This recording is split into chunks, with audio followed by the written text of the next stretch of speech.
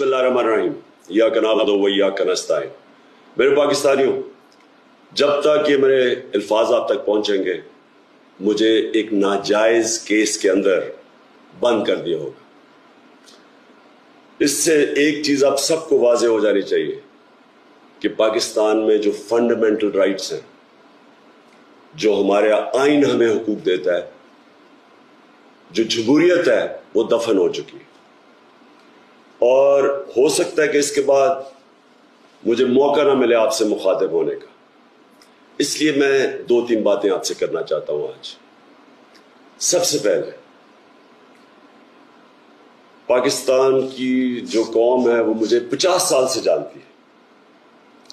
मैं पब्लिक में 50 साल से कभी मैंने ना पाकिस्तान के आइन के खिलाफ किया हूं, ना मैंने कभी पाकिस्तान का कानून तोड़ा है।